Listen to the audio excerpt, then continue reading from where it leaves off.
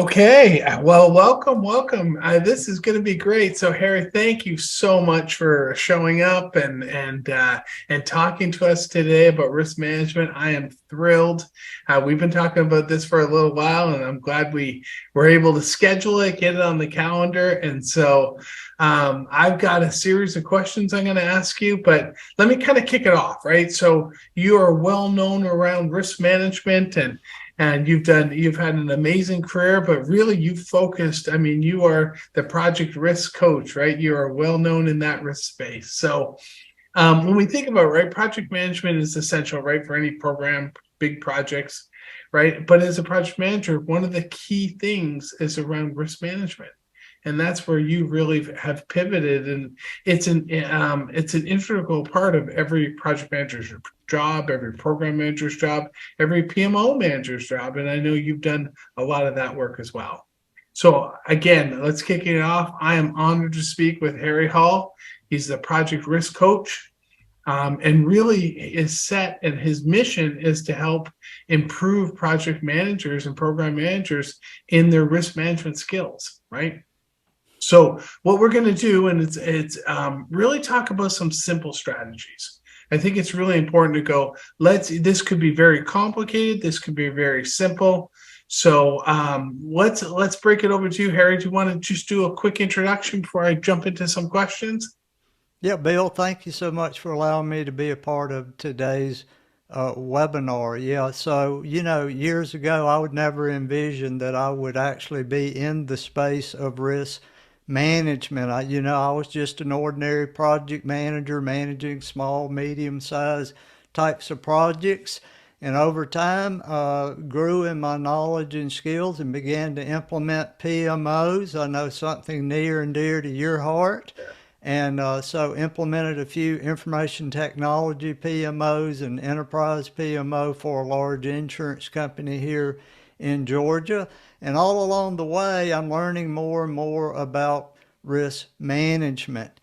And at one point, I was managing a large program where we were replacing all the core systems for an insurance company, and it took a number of years. It was very successful. Towards the end of that, we had new leadership came in and decided they wanted to close the PMO. I know something that you talk about Yeah. from time to time. And so about the time we closed the door on the PMO, lo and behold, right at that time, this insurance company had a regulatory requirement to implement and maintain an enterprise risk management program. And because I had been there for a while and they knew my enterprise skills, I was a logical candidate to step into that role, and served in that role for about 5 years. And then about 6 years ago, I left the corporate world to go out on my own and really flesh out this project risk management concept.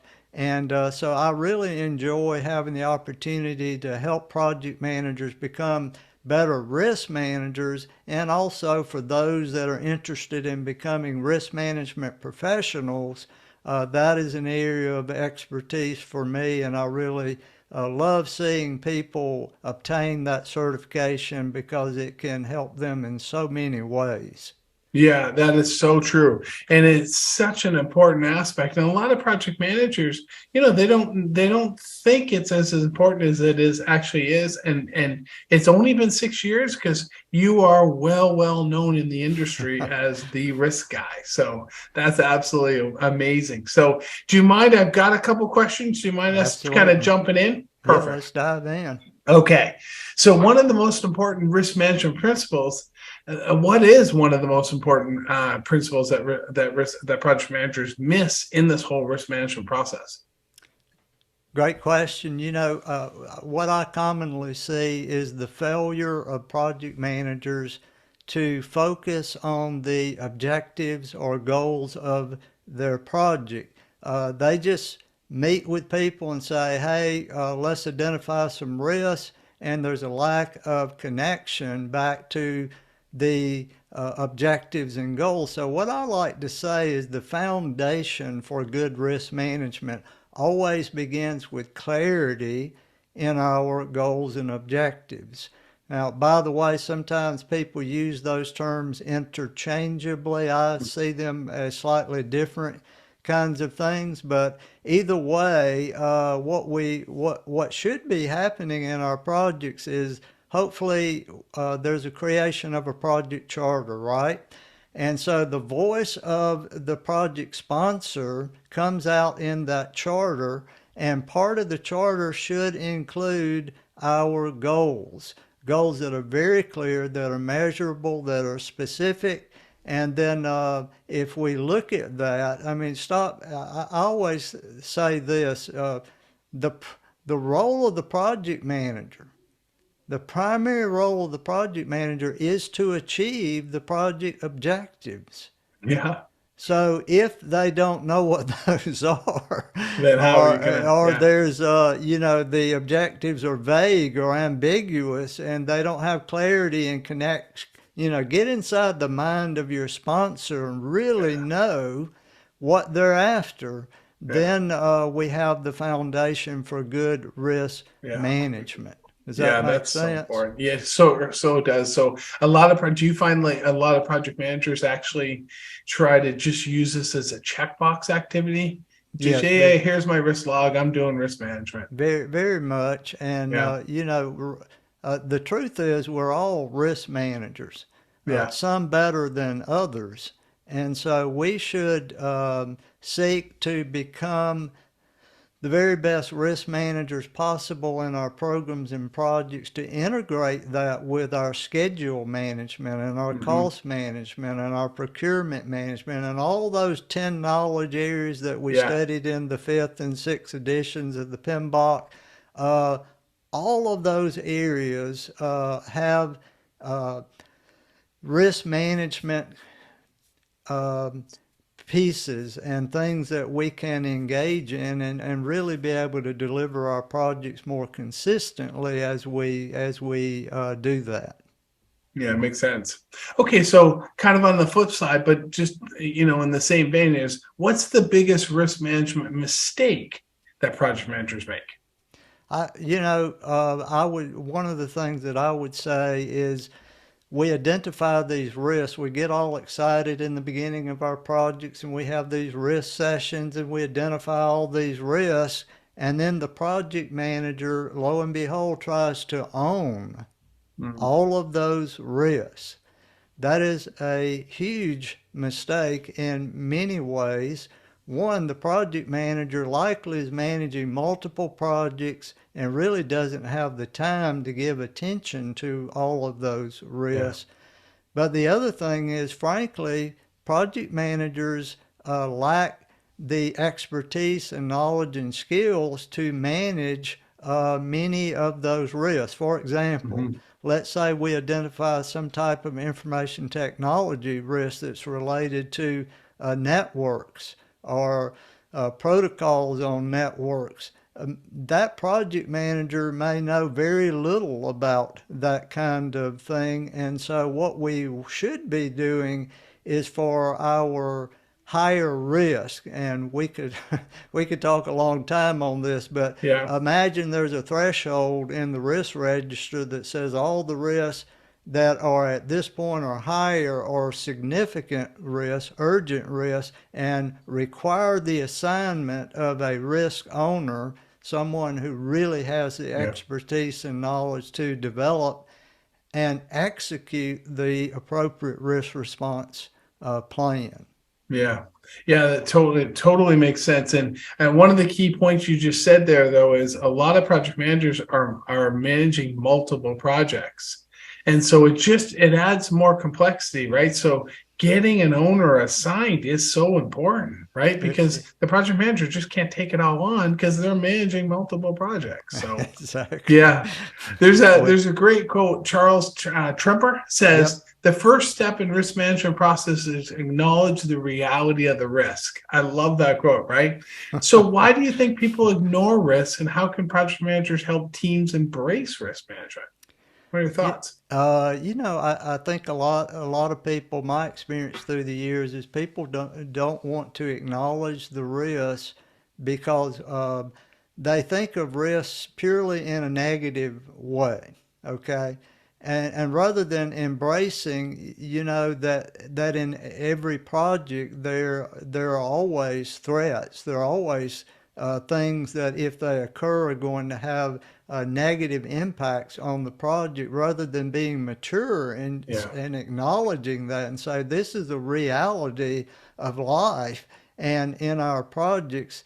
They think if I talk about risk, people see me in a negative light.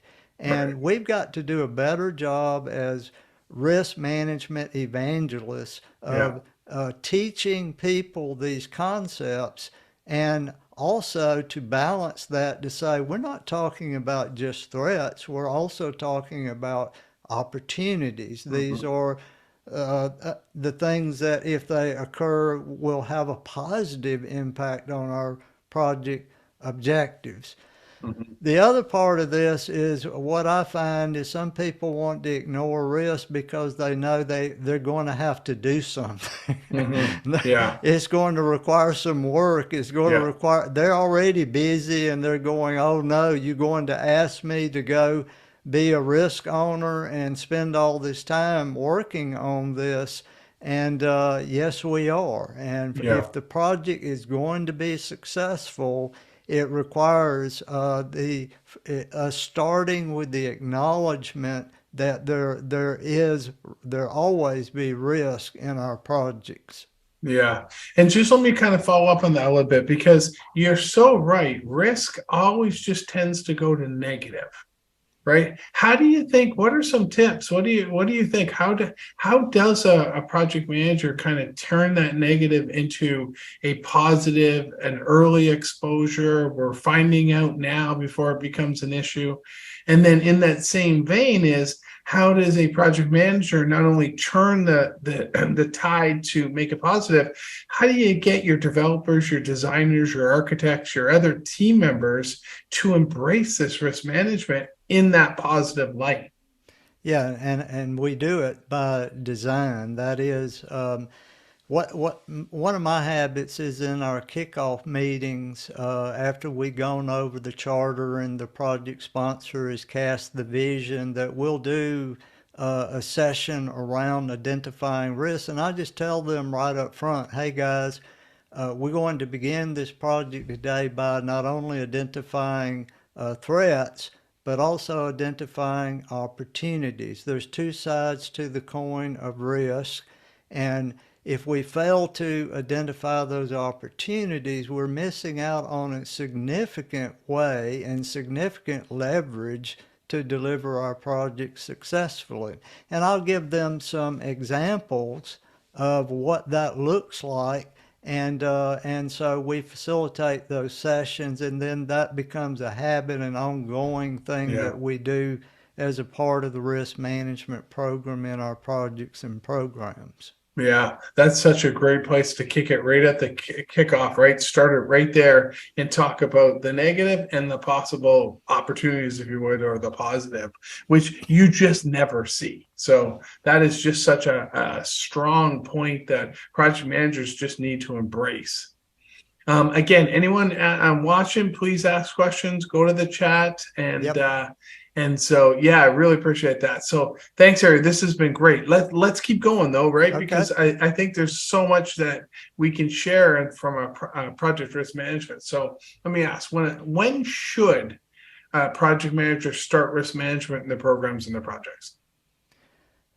I say day one. Whenever someone has assigned me a project, I immediately put my risk management hat on. I begin to identify and engage stakeholders. I begin to interview those stakeholders. I'll say, hey, can we grab a cup of coffee and we'll go sit down for 15, 20 minutes, talk about this upcoming project, and begin to talk about the things that may help or hinder our ability to achieve the project objectives. Um, I always I like to ask this question when I'm teaching risk management is, when is your risk exposure greatest? Is it in the beginning of the project? Is it when we're implementing the project, or is it maybe during the middle of the execution?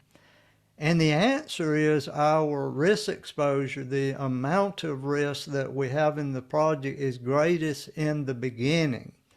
The reason for that is maybe you've heard of what's called the cone of uncertainty. Mhm. And so in the beginning, there's all of this information, all of these, a lot of information that we don't have. We may not even know who our team members are going to be, or maybe we're still working on fleshing out the project charter, or our plans are not mature yet, or we're engaged with a vendor on this project and we're just beginning to get to know those people. So there's all of this stuff that we don't know, and that causes uncertainty. And so as we, PMI always uses this phrase progressive elaboration. Right, So right. over time, we have these meetings and we get to meet our team members and we get to build some trust and we begin to ask questions and answer those questions. And surely over time, the cone of uncertainty is reduced, Yeah. okay? There'll always be some amount of uncertainty, but what we're doing is reducing the amount of risk exposure, and by answering things, by finding the information that is necessary to be successful. Yeah, that makes such great sense. I've used that cone of uncertainty for years and years as well. Do you feel like it's just on that same vein? Do you feel like it's changed a little bit with Agile? What have your thoughts with the cone of uncertainty and Agile compared to a pure waterfall, which really it was based on, right? Yep. So I would say this, that irrespective of the life cycle that we're Yeah. going to use, whether it's waterfall or hybrid or agile or whatever, in the beginning, we still Yeah, that's have cool. our greatest amount of risk exposure.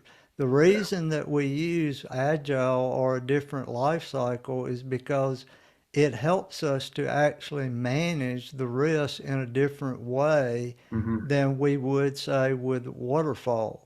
My take is that all life cycles have pros and cons. It is a Yeah. matter, and it's a very important matter in the beginning of our projects, that we pick the appropriate life cycle, and that we're picking a life cycle that the project team has experience with. In other words, one of the mistakes I see is people over the last 10 years, Agile has become this, you know, big deal. And Yeah. but one of the mistakes I see is people trying to say, "Oh, we're going to go do this project agile," and the team has no experience Right. with that. So there has to be some training, etc.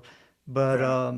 there's still uncertainty in all of Yeah. these projects, and agile is can be a great way to better help us move through that cycle and define things in iterations, Yeah. um, and deliver meaningful things quicker. Yeah, and I don't mean to get you off the risk track, but it is just interesting when you think about the cone of uncertainty, basically how that could adjust and how that could reduce a little bit as you are on an agile team where things are a little bit faster and going a little bit faster, right? That uncertainty could actually change. But like you said, if they're unfamiliar with the life cycle, it actually could expand as well and add more risk to the project. So Yes. I bet you, as a risk expert, one of the questions that you get all the time, you probably get tired of answering it, but it's such an important question because it provides such clarity, and it's really the difference between a risk management plan and a risk response plan. Do you want to kind of talk about Yeah. those differences? I do get that question often, and it's important we understand the difference. So, with our risk management plan, this is our how-to guide to risk management. That is, we are working with our team members. If we're working with a vendor and some of their team members, to determine right up front, hey guys, how are we going to identify risk? What tools and techniques are we going to use? How will we evaluate these risks? Are we evaluating risks both qualitatively and quantitatively? If we're going to do it quantitatively, what tools and techniques might we use there? Will we assign risk owners? Who's going to monitor risk? All of those kind of things are decided up front and put in the risk management plan so that there's clarity and that we have unity with all the individuals that are going to be involved in the risk management. So that's the risk management plan. And by the way, if you think in terms when we're developing our overall project management plan, we're developing a schedule management plan, a cost management plan, a scope management plan, a quality management plan, whatever of those plans are applicable. And one of those plans, one of those subsidiary plans is the risk management plan. Okay. So that's the risk management plan. The risk response plan is different. That is, that once a specific risk is identified and we assign that to a risk owner, now the risk owner will develop a risk response plan. That is, how are they going to respond to that risk? Um, and so as they do that, I always say to the risk owners, and by the way, the project manager very well may come alongside of that risk owner and work with them, particularly risk owners who are maybe this is the first time they've been assigned a risk, that Hmm. the project manager come along as a coach to kind of help them get into the rhythm of this. And for example, one of the things that I like to say to risk owners as they develop the risk response plan is think about secondary risks. The secondary Hmm. risks are risks that when we implement a risk response plan, we may trigger yet other risks. And so Hmm. let's be prudent and think down the road a bit because this happens a lot. Yeah. I mean, you think in terms of your personal health, you take a medication that's there to help you, and then it has a side effect. Yeah. Okay? Yeah. So if you know up front Sure. what those side effects might be and how you Beautiful. manage that, Yeah. the same kind of principle with Yeah. projects. No, it makes So sense. the risk response plans are specific response plans, and it can include contingency plans, fallback plans, those kinds of elements. Yeah. So that's the difference between the risk management plan and the risk response plan. Yeah, I absolutely love that. That's a great definition. And I just do want to follow up a little bit on the risk response plan because what we've seen for years is really it's a column in the risk log, right? It's what's your response plan. But what you have said there, and it can still be that column, but what you have said there is the downstream, that what else could happen? What else could happen? You just don't see project managers taking that next level. I love your medical analogy, right? Because that's so many of us, have to take a pill or one or two. And what are the side effects of that, right? Yes. And so yeah, that I mean, that is certainly, I know we're going to talk about training and all that stuff, but that is certainly such an important way to look at a risk. And then how do you respond? Then what could be the response and what could be the response? That is such a mature curve. So just kind of a follow-up question to that. Do you think project managers have the time? Like when they're managing multiple projects, do you think they have the time to go to that next and that next?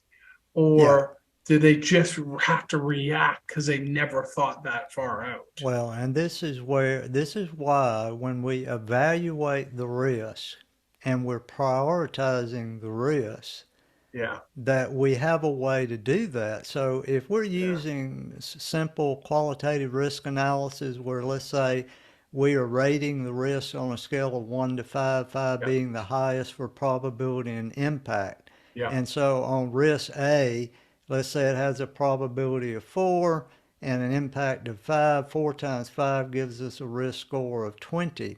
And Yeah. so we then look at those risk scores. I sort the risk register in Yeah. descending order by the risk score, and I can see at the top of the risk register which risks really matter most. A big mistake that a lot of project managers make is they're trying to respond to every risk in the Mhm. risk register. They have 50, 100 risks, and that you cannot do that. We Right. don't need to do that. It would Right. be a major mistake Yeah. to do that. So if you establish a threshold Yeah. that says any risk that has a risk score of 15 or higher or 20 or higher or whatever, so that you have a smaller set of risks, the ones that really matter, that we are responding to, then that helps in terms of the amount of time, because we only have X amount of time in a Yeah. day Yeah. to do our job. Does that make sense? Yeah, 100%. And do you recommend when you're setting that threshold, meeting weekly, talking weekly, or do you, again, depending on the type of project and the timelines of the project, but that ongoing regular maintenance and the updating of that log and re-looking at that threshold, and maybe the ones above the threshold, do you go into a couple extra steps? Well, what if this happened? What if this happened? Do you recommend that from a best practice perspective? Yeah, I always recommend is in when you're developing that risk management plan, that how-to guide, that you decide up front with your team members what that threshold is going to be. And so any risk that meets the threshold or is higher than that, we're going to assign a risk owner, Mhm. and then we would work with them, and every risk is slight, is different. And so some of those I'm going to spend a tremendous amount of time on working with Yeah. that risk owner, and others it's maybe a 5 minute conversation and they're off to the races. Yeah. Yeah, that makes sense. Yeah, thanks. That's great, great clarity too, because it's really giving people best practices and how to really think about that score and then what to do with that threshold, as you said. Do you just, from a scoring perspective, though, I'll just stay there for one more second. Or Hmm. do you recommend people starting off with just impact times probability? Have you seen more complicated scoring models?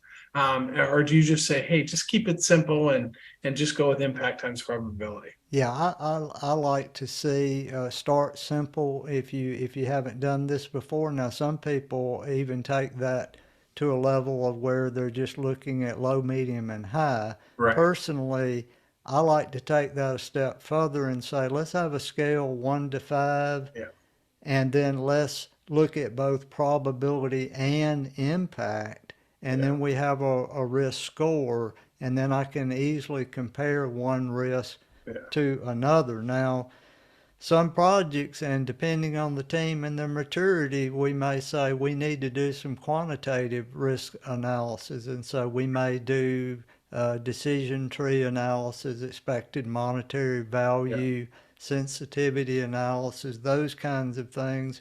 But you want to be sure the team is mature enough before you start diving into those areas. Yeah. Yeah. Totally makes sense. Awesome. Okay. I got a scenario for you. Suppose the company starts implementing a project off the shelf. So an off the shelf solution, right? We've seen that before. Hmm. How can a company project manager and the vendor project manager ensure they're on the same page from a risk management perspective? Yeah, and I've done this many times in my career. And so up front, I'm looking just to meet that new project manager, to begin to get to know them, to build a relationship with them, to build some trust with them. And as we start talking about the development of the project management plan, I'll say, hey, as part of that, I'd really strongly encourage that we develop a risk management plan. We can either meet together and develop that together. Here's what I typically include in that risk management plan, or I'll be glad to draft something, and then we can meet together and or with some of our team members to talk about that to make sure that we covered all the bases, that we're unified in our approach to risk management. Yeah, that makes sense. And again, it comes back to that plan, having a series of plans, have really understanding, and building that relationship, but really having that structure and those planning documents up front to know how you're going to tackle these projects, right? Sometimes we just don't see project managers implementing those plans like they should. And then we see the back end results. We see the results Yeah. through the life of the project, through change control, through we never really thought of that. We never planned properly, right? Spending that time up front, really nailing that. And we know PMs are busy, but it's still that upfront plan that's going to pay dividends in the end. Yeah, and you think, I've always had the habit of we'll develop a steering Yeah, committee that would include some of the top leaders from my organization and top leaders from the vendors organization, yeah, and we would meet, say, once a month, and we obviously the project managers are giving updates on status and that kind of thing. But we always set the table up front by saying we're going to talk about risk every month, and this, what leaders don't like is surprise. right, They right, they want to know what's going on. They want to know where the issues are. They want to know where the opportunities are. And so right. I just tell them right up front, as a part of our monthly steering team meetings, we're going to be sharing with you, giving you updates on top risks and what we're doing to manage those risks. Yeah. It's so important because you don't know when you're hiring a vendor, you're getting an off the shelf solution. You don't know the methodology of that company. Yes. Right. And so you're seeing these vendor companies being DevOps, you're seeing them being scaled agile, you're seeing them being agile. You may be a waterfall shop. You may Right. be a hybrid shop. You may be Right. just pure waterfall. So Yep. you immediately have that different mindset to different mindset, and you have to work that out as well. You So really it do. screams influence without authority a little bit too, because Yes. the project managers at the company project managers don't tend to have a lot of authority Right. over those project managers that are vendors that are bringing in their off the shelf solution. Yeah. We could talk about that for a long time, but it is, Right. in my mind, such a critical thing that we establish the authority of the project Yeah. managers on both sides of the fence. Yeah. And my take is always, as the company, we're the ones buying, we're That's right. purchasing, and Yeah. we should have a very high level of authority in Yeah. these projects. And that doesn't mean I ignore the vendor and their project manager at all. They Right. have knowledge and expertise that I Yeah. want to lean on, but they're not going to run my project. Right. Okay. I'm going Yeah. to be ultimately in control of what's going Uh, on in this program or project.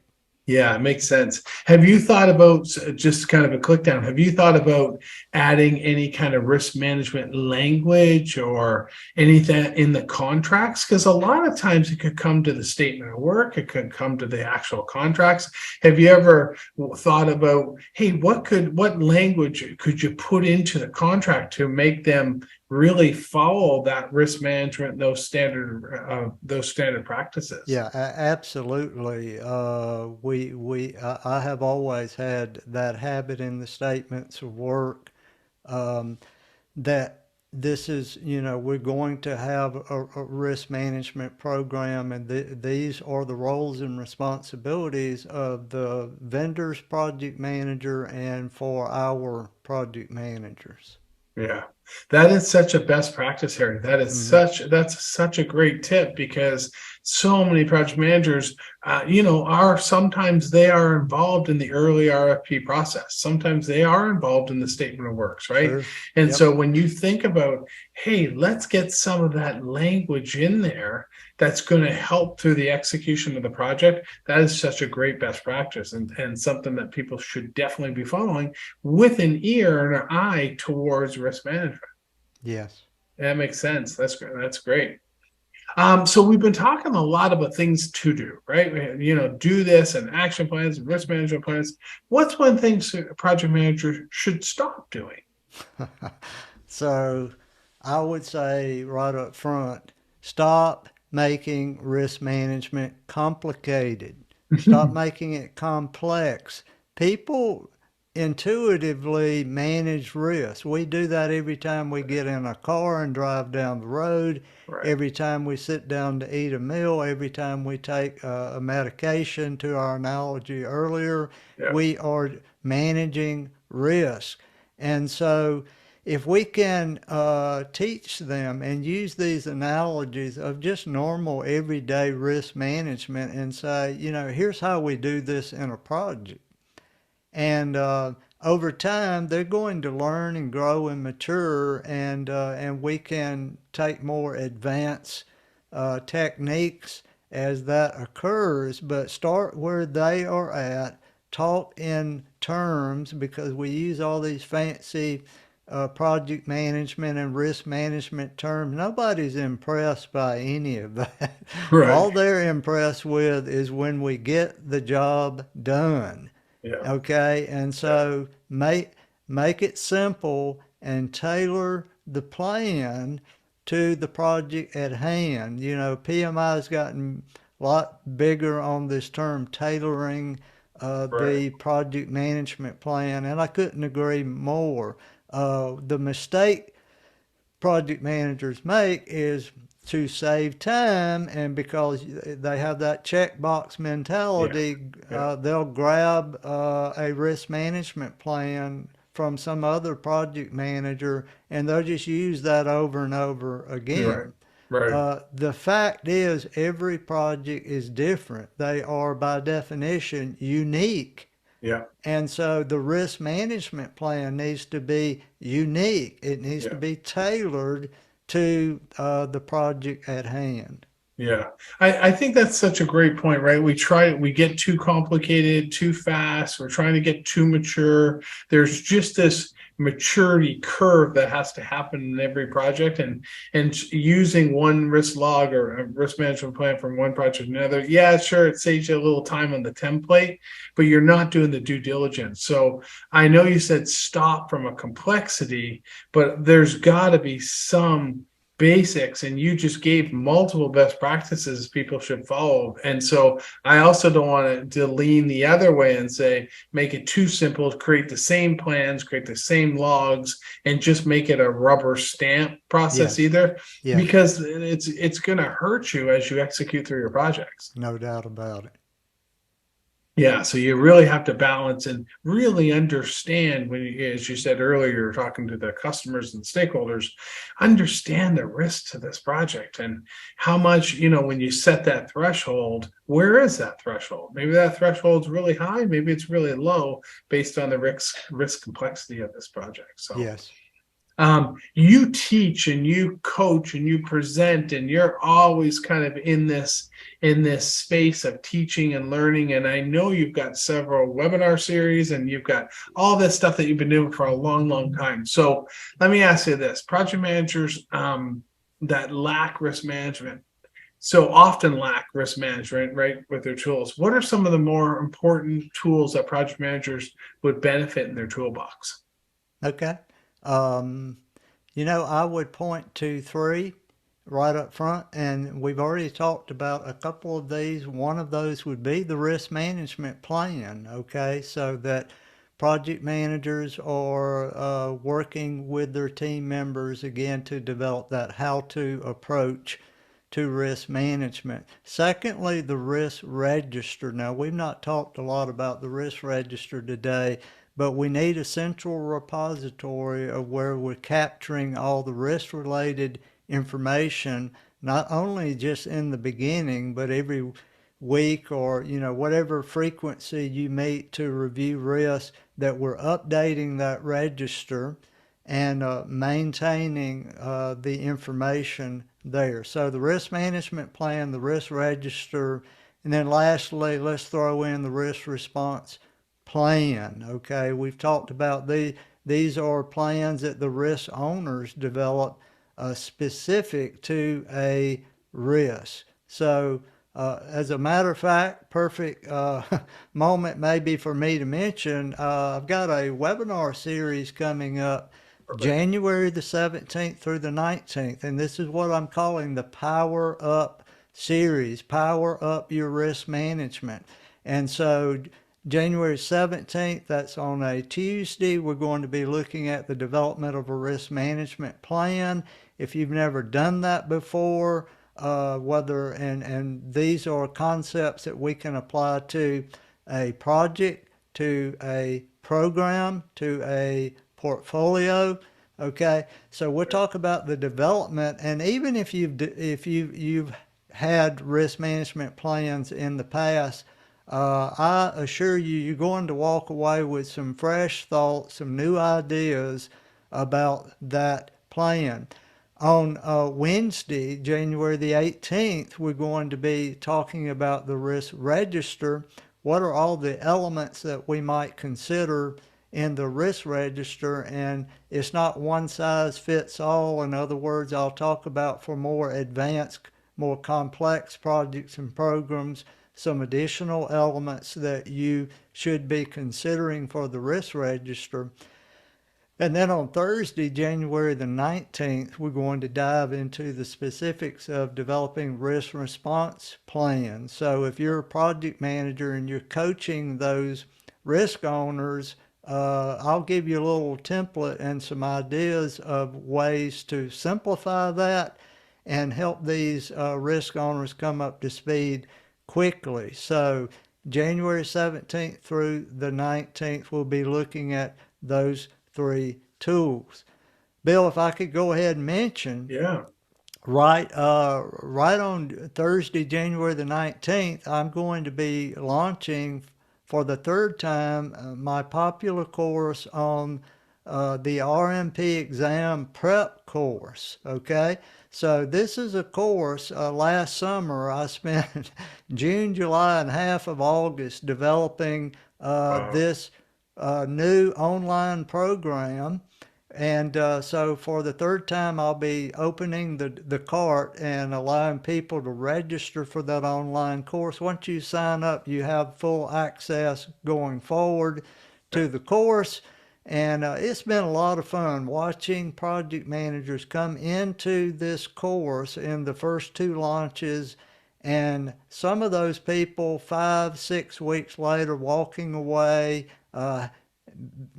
having become risk management professionals. It's And I awesome. get excited about that Yeah. because I know what that certification has done for me, Yeah. the doors that it's opened up for me in my career, that would not have been there had I not made the step of becoming an RMP. I actually did that back in 2012. So there's a Wow. lot of water under the bridge, but Yeah. I could go on about what that has done for me personally, and I'm excited to see this helping others. So you've got a webinar series late January. You've got the risk management class.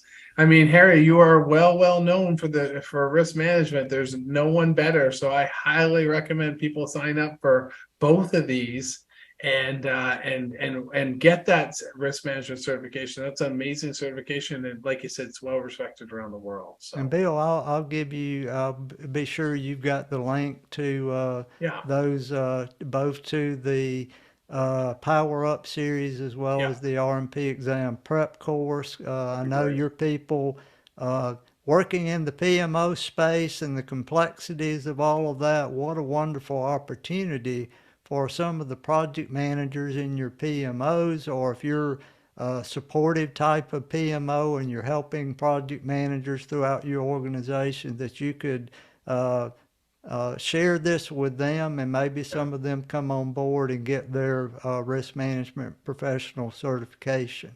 Yeah, I highly recommend it. I happily will share that and give and provide people the link. So that'd be great.